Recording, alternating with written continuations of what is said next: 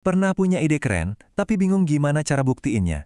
Hari ini, kita bakal bongkar salah satu alat paling penting buat peneliti, yaitu hipotesis.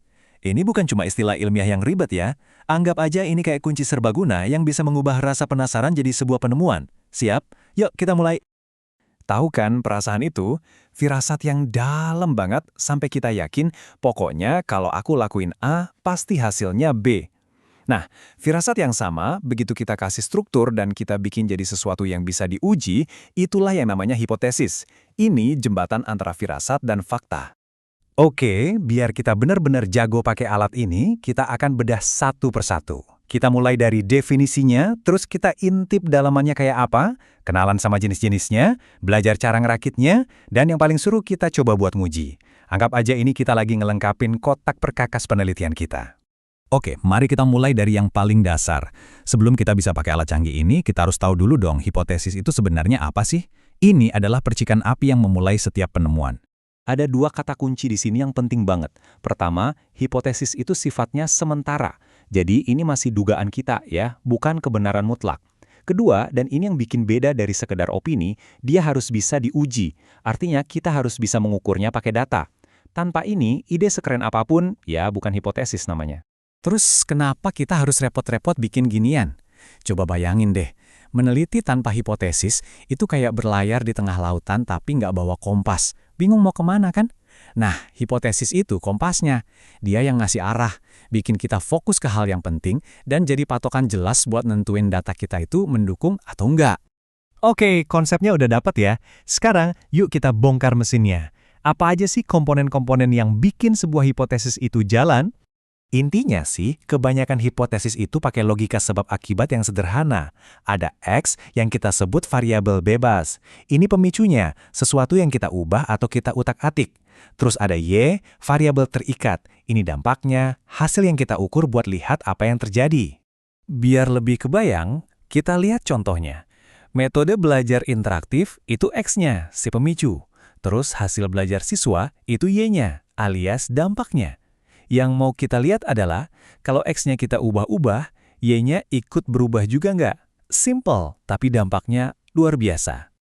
Sama kayak obeng yang ada jenis plus dan minusnya, hipotesis juga punya beberapa jenis.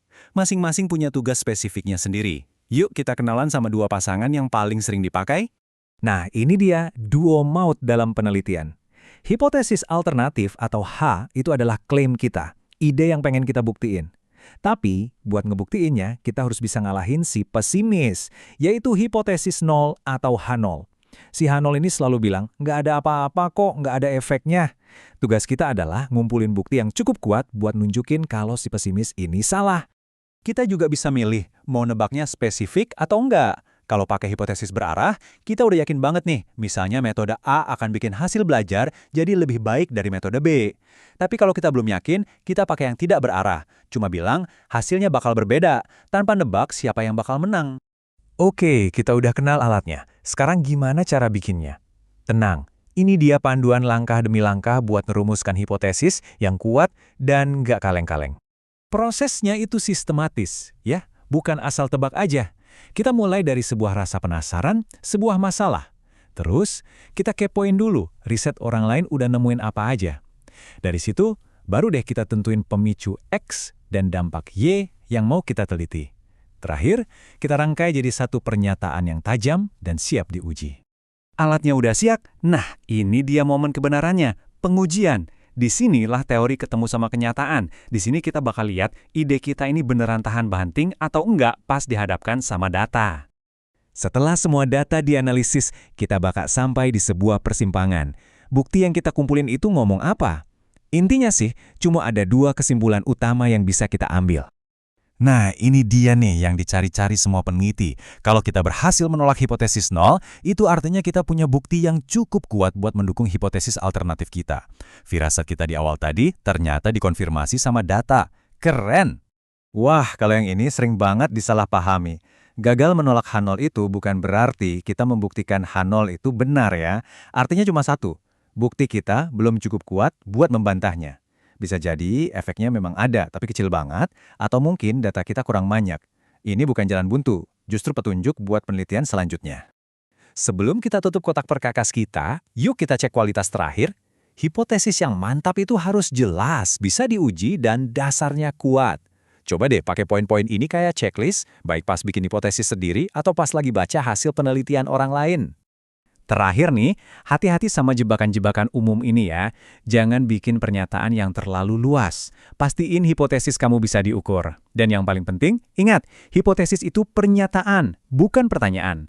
Dia itu calon jawaban, bukan soal yang lagi nyari jawaban.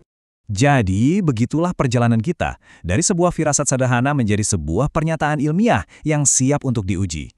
Hipotesis itu ibarat jantungnya penemuan.